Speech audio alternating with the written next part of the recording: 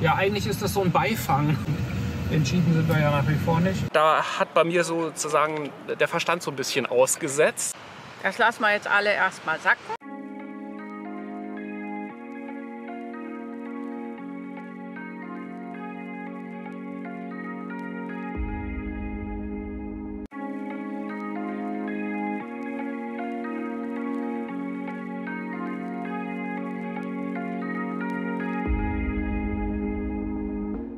Wir fahren durch die wunderschöne Landschaft Frankreichs nach Cap d'Agde und gucken uns dort noch ein zweites Boot an. Wir kommen ja jetzt gerade von Port Navi Service, haben uns einen Cut angeguckt. Jetzt sind wir auf dem Rückweg nach Barcelona, schauen uns noch eine Camper Nicholson 48 an. Wer den Bootstyp nicht kennt, das ist eine klassische Langfahrerjacht, eine Ketch, englischer Werftbau aus den 80er Jahren, glaube ich. Kann man gucken in dem Video, wie jetzt ein neues Boot oder so heißt das, weil wir haben uns auch schon mal eine angeguckt. Genau. Und ja, eigentlich ist das so ein Beifang. Wir sind ja eigentlich hier rüber gefahren, um uns den Cut anzugucken. Und dann hat es sich halt ergeben, auf dem Rückweg hat Marion das Boot noch gefunden. Da fahren wir jetzt noch hin. Keine Erwartungshaltung. Mal sehen. Wir hätten es beinahe abgesagt. Ja, wir hätten es beinahe abgesagt, weil wir heute Morgen noch zu dem Cut wollten. Haben wir ja auch noch gemacht, war ja auch sehr gut, weil das gedanklich noch mal viel weitergebracht hat. Und entschieden sind wir ja nach wie vor nicht. Und es ist auch deswegen schön, weil es halt zwei Konzepte mal direkt zeitlich kurz hintereinander sind. Und ja, mal sehen.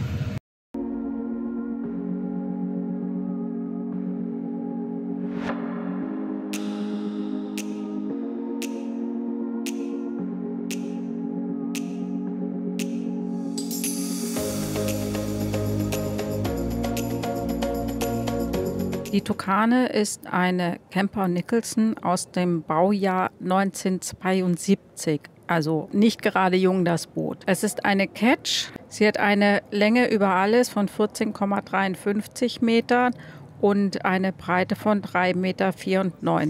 Der Tiefgang ist 2,13 Meter. Insgesamt wurden 42 davon gebaut. 2 davon haben wir somit auch schon angeschaut. Auch hier haben wir wieder das Problem mit dem Motor. Es ist der Perkins 4236, für den es ja laut Werkstatt keine Ersatzteile mehr gibt. Der Eigner hat das Boot in einem absolut desolaten Zustand gekauft und hat sehr, sehr viel Zeit und Liebe in die Renovierung gesteckt. Darüber gibt es auch einen Beitrag, den verlinken wir unten in der Beschreibung.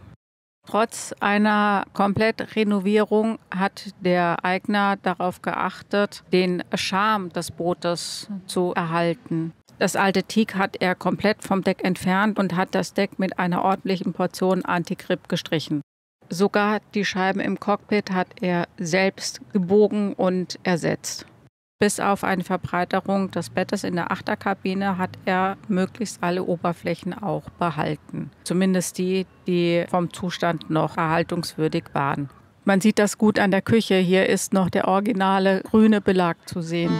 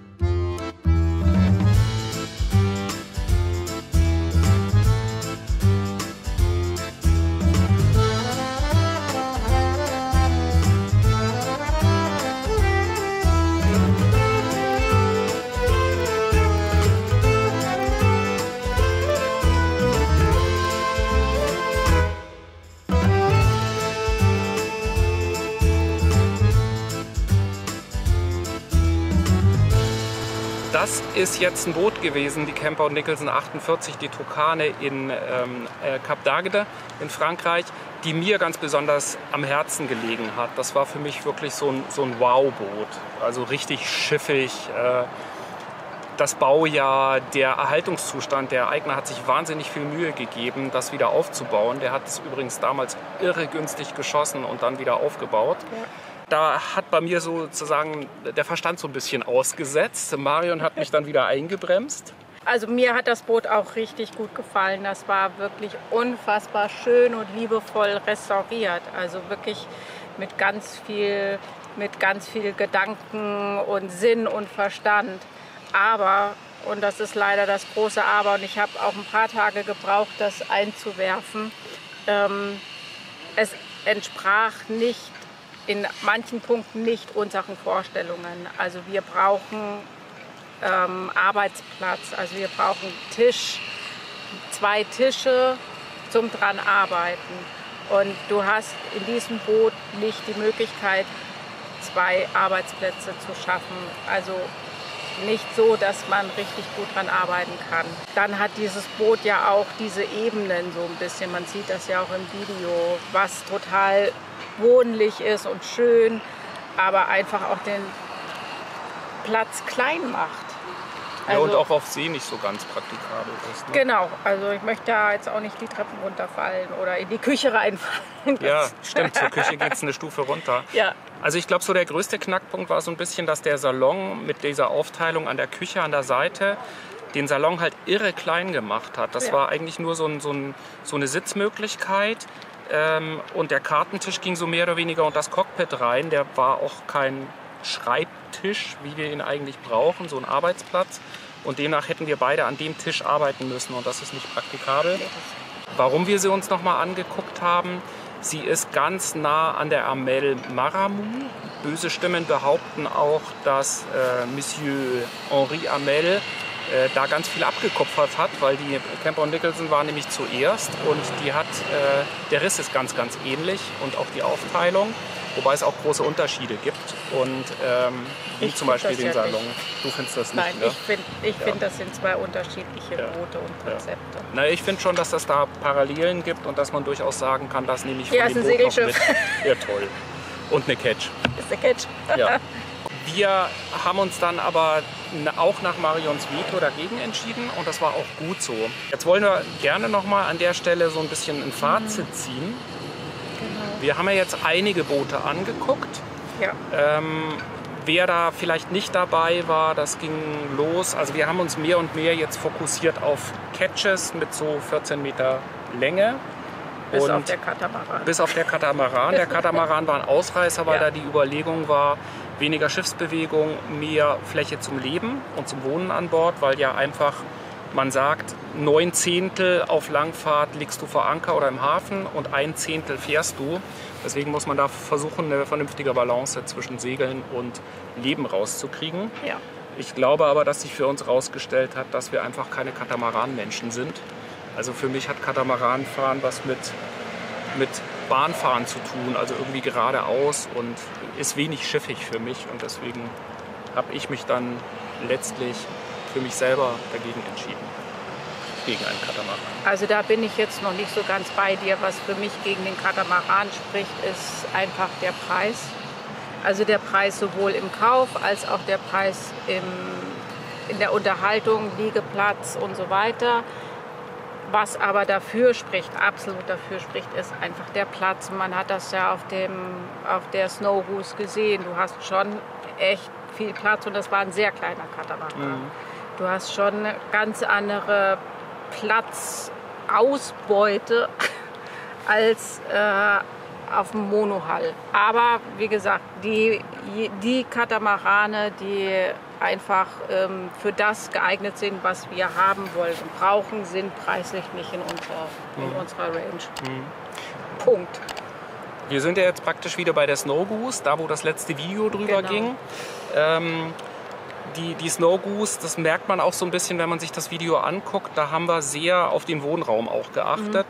Und das ist im Nachhinein, glaube ich, auch ein bisschen so aus der Balance geraten. ich hatte da weniger im Blick, wie segelt sich das Ding, wie fühlt sich das im Cockpit an. Ich habe danach dann erst festgestellt, wenn du steuern willst, musst du immer stehen. Auch nicht praktikabel auf langen Strecken. Wenn du sitzt, kannst du nicht rausgucken nach vorne.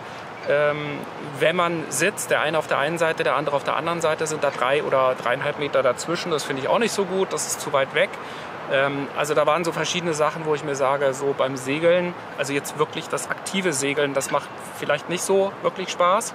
Das Liegen vor Anker, dafür hast du riesen Platz. Das ist natürlich schon schön. Und man merkte auch an dem Konzept, dass bei diesem Konzept manche Sachen einfach nicht zu Ende gedacht waren. Es gibt zum Beispiel im Cockpit keinen Tisch.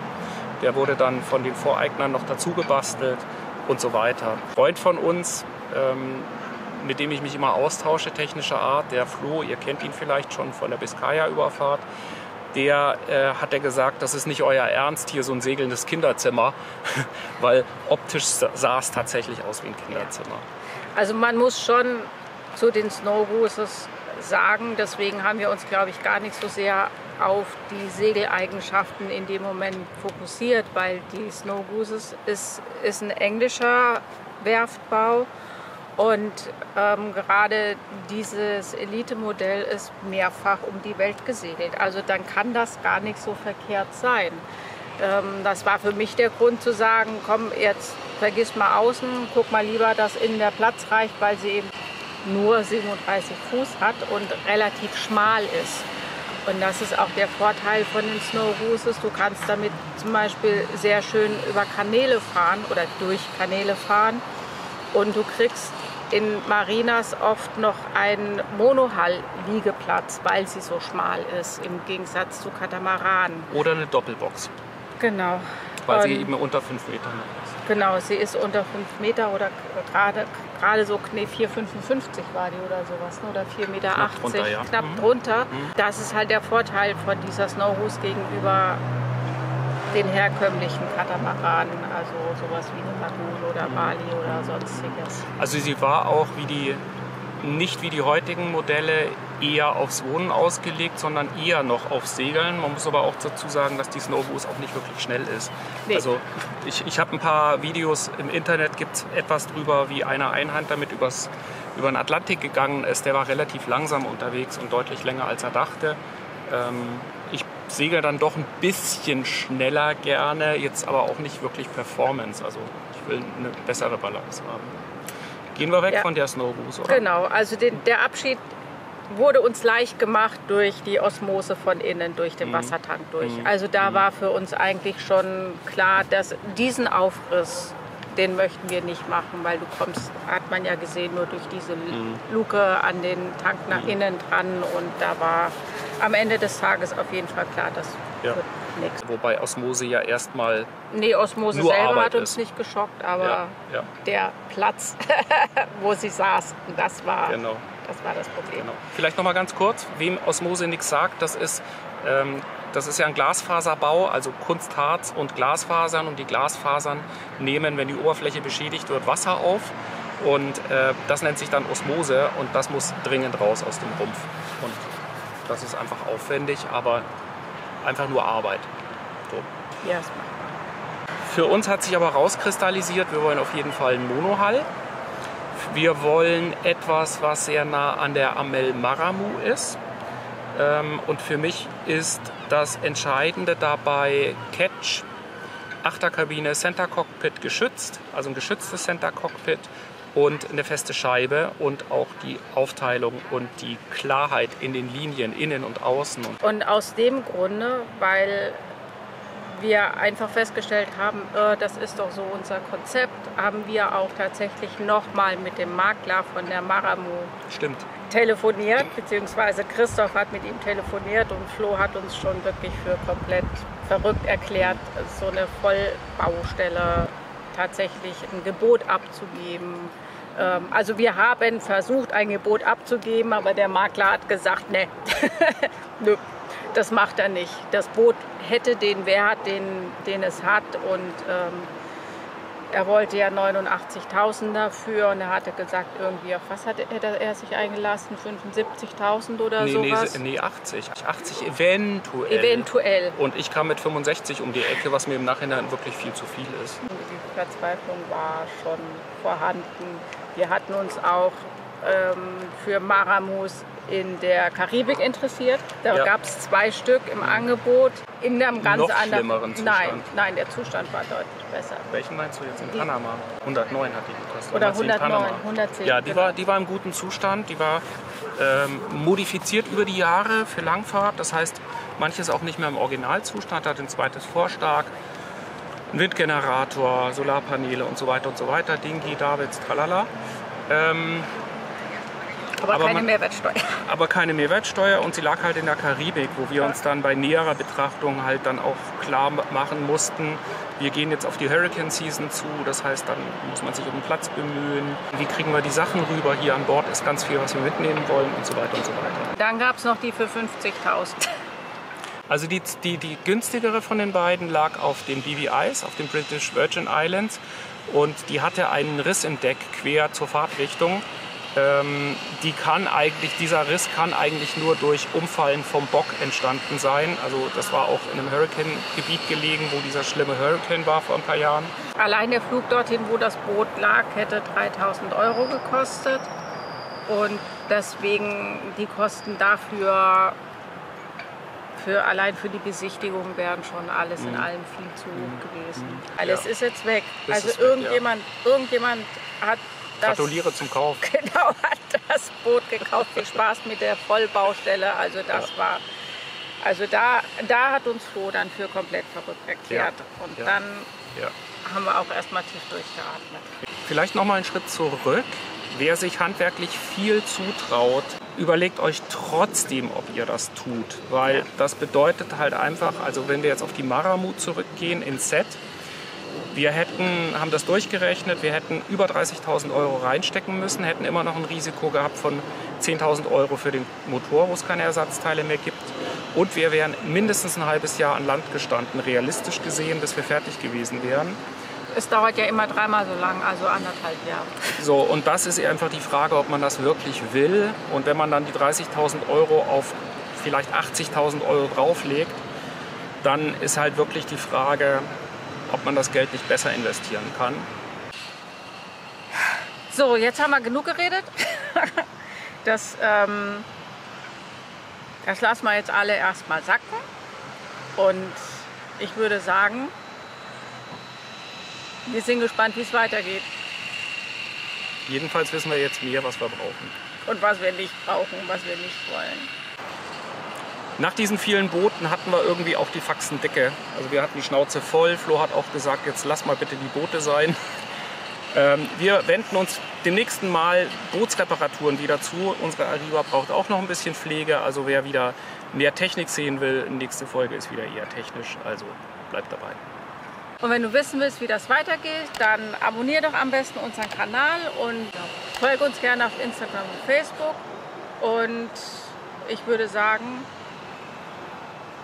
bis zum nächsten Mal. Bis zum nächsten Mal. Tschüss.